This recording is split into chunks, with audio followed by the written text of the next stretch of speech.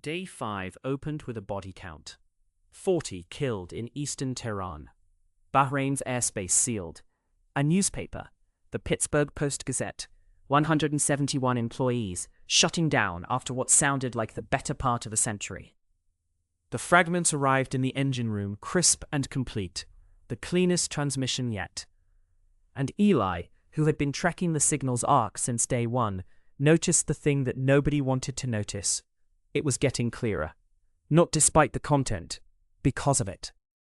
4 days of static over music and sports schedules and premiere dates.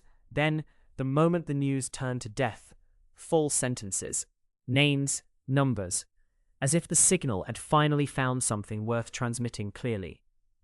Claire said it plainly. Something is accelerating.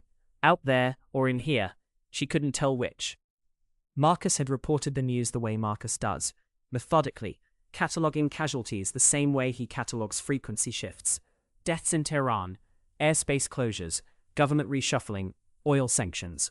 And then, without pausing, he mentioned that the atrium ceiling felt about 3 meters too tall. He'd measured it on day 1. Something had changed. Claire stopped him, not unkindly. She pointed out that he'd just described 40 people dying and then pivoted to architecture. Then, and this is the part worth paying attention to, she admitted she does it too. They all do. It's easier to measure walls than sit with the fact that the world outside is breaking and no one out there knows they exist. She wasn't criticizing Marcus so much as naming the trap they're all caught in. Witness requires staying with what you've seen, and staying with it is hard. Meanwhile, Theo was making a different kind of discovery. In the engine room, he traced a piston's connecting rod to where it should have met a crankshaft, and found nothing. The piston was cycling through its full stroke, performing work with nothing to transfer it to. Maya's pipes, which had ticked with real fluid back on day 2, hung cold. The turbines compensated by burning hotter. Theo's conclusion was precise and genuinely unsettling. The machinery had become a behavior. Something that had learned what an engine room is supposed to look like, and was doing that instead of actually being one. Maya followed the missing sound. Past corridors without names, down to the maintenance tunnels, bare pipes diving into stone floors, the air thickening and warming, and there, her ticking. The exact irregular rhythm that had disappeared from the engine room, now 1 level deeper. The mechanism hadn't stopped, it had relocated. But the moment that stays is Claire's.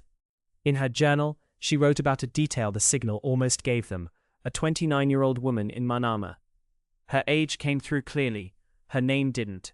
The transmission cracked before finishing her sentence, and that gap, that specific, cruel erasure, became the shape of what it means to be a witness, when witnessing is all you can do. A signal prioritizes crisis. It clarifies around catastrophe, which raises a question no one has said out loud yet. Is it showing them what's happening in the world, or is it selecting for it?